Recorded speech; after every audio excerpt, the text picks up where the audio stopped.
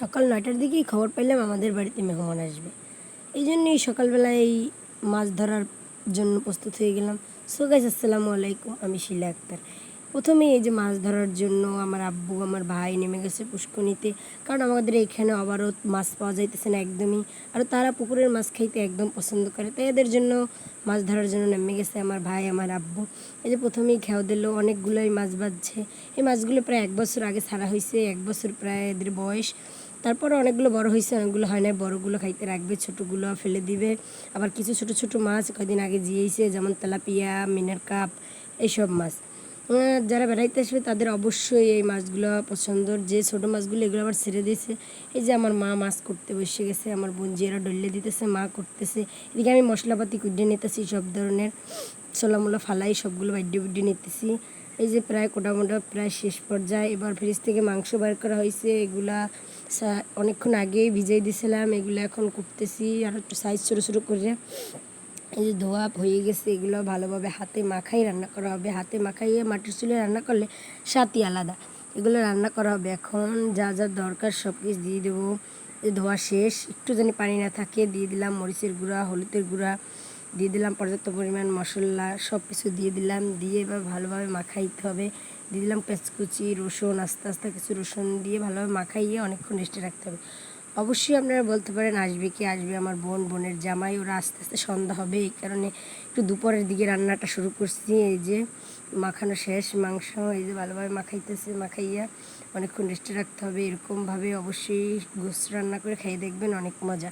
এবার আর অবশেষে যাব চুলা জ্বালাইতে। চুলা জ্বালানো শেষ, মাংসটা বসে দিয়ে মাংস থেকে যে পানি বেরিয়ে এইতেই মাংসটা অর্ধেক কষে যাবে। এই মাংস খাওয়া যায়, অনেক মজা হয়। এবার এই কষা মাংস এর মধ্যে অনেকক্ষণ কষানোর পরে দিয়ে দিলাম পানি। পানি অ্যাড করার পরে আমি চলে যাব পরবর্তী রান্না রেডি করার জন্য। পরবর্তী রান্না হবে মাছ। এই যে মাছটা দেশের পুকুরের মাছ, অনেক ভালোভাবে ধুইতে হবে, কারণ এগুলো অনেক গায়ে কালা সেতসেতে। লবণ দিয়ে 2-3 বার একদম ভালোভাবে মাখা ঝাঁকা করে ধুইতে হবে। তারপর লবণ দিয়ে 2-3 বার ধোয়ার পর গরম পানি দিয়ে ভালোভাবে 2-3 বার ধুইতে হবে। যেভাবে কালো মেয়েদের ফ্যানলাভলি দিয়া ফর্সা বানানো হয়, এইভাবেই ওদের গরম পানি আর লবণ দিয়ে ধুয়ে দিয়ে ফর্সা বানাইতে হবে। দেখছেন কি সুন্দর চকচক চকচক করতেছে। ধুইতে ধুইতে আমার হাত ব্যথা হয়ে গেছে, অনেকক্ষণ যাবৎ ধুইতেছি। ধোয়ার পর এদের ফাইনাল লুকটা অবশ্যই অনেক সুন্দর হয়েছে। যত ধুইবেন মাছ ততই পাঙ্গাস মাছ দিয়ে ময়লা বেরোবে। এই যে দেখছেন একেবারে কী সুন্দর চকচক করতেছে। এইভাবে ভালোভাবে মাছগুলো ধুয়ে নিতে হবে। ধোয়ার পরে আমি একটু নুন হলুদ মেখে নেব। এর ফাঁকে আবার মাংসটা একটু লাড়া দিয়েছিলাম, কারণ ওই পাশে পুড়ে যায়, আমি একলাই সব কাজ করতেছি, সবাইরে আজকে অবসর দিছি। এবার নুন হলুদ মরিচ মাইকে এগুলোও ঢাকনা দিয়ে রেখে দেবো। মাংসটা রান্না হওয়ার পরে এগুলো আবার চড়াই দেব।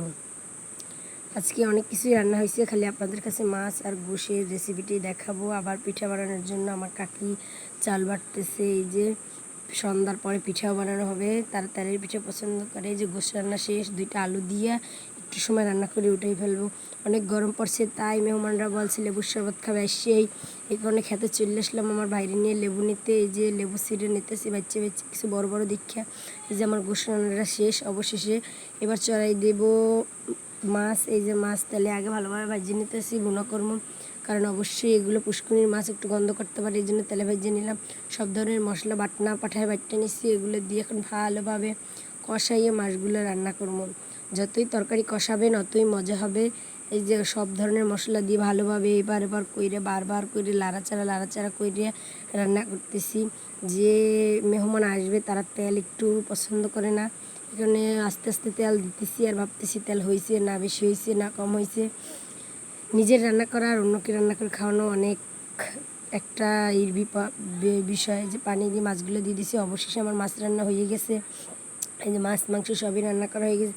এবার তারা বলছে সন্ধ্যা আসছি, তারা চটপটি খাবে, এই জন্য চটপটির ডাল বসাই দিছি, আলু সব কিছু। এই যে চটপটির ডালটাও হয়ে গেছে, প্রায় একদম হিজ্জে মোলাম হয়ে গেছে। চটপটি রান্না করার জন্য আলু ডিম সব কিছু নিয়ে নিচ্ছি। আমার মা আবার পিঠা বানানোর জন্য ময়দাগুলো গুলিয়ে নিয়েছে সুন্দরভাবে। এই যে আমি চটপটি বানানোর জন্য সব ধরনের মশলা নিয়ে নিলাম, শসা পেঁয়াজ মরিচ সব কিছু, লেবু, চটপটির মশলা টক সব কিছু বানাই রেডি করে ফেলাইছি। এই যে এক এক করে সব কিছু অ্যাড করছি, তারাও চলে এসে এর মধ্যে সন্ধ্যাও হয়ে গেছে। গরম গরম আইসি তারা চটপটি খাবে। এই যে চটপটি সব ধরনের মশলা দিয়ে ভালোভাবে একবার লাড়াচাড়া করতে হবে। একবারে চটপটির মশলাটা দেওয়ার পরে চটপটির গন্ধে একদম ঘর মাখো মাখো হয়ে গেছে। একটু লেবুর রস দিয়ে দিলাম, এবার দিয়ে দেবো টক। সব একটা বড় একটা গামলায় নিয়ে একবারে বানাইছি, আমরা 8-10 জনে খাবো এই কারণে। এই যে দেখেন চটপটির ফাইনাল লুকটা দিয়ে দিলাম। এবারে ডিম দিয়ে একেবারে ভালোভাবে লোভনীয় হয়েছে, দেখতেই মজা, খাইতে অনেক টেস্ট হয়েছে দোকানের থেকে। ওই যে আমার ছোটো বোনটা দিয়ে টেস্ট করলাম, বোন বলছে অনেক মজা হয়েছে। ও সব কিছু রান্না করলে আগে খায়, টেস্ট করে, অনেক মজা হয়েছে বলছে। ওদিকে আবার আমার নানি আমার মা মিললে পিঠাগুলো বানাইতেছে, তেলের পিঠা, তার তেলের পিঠা খেতে যে শেষ। So guys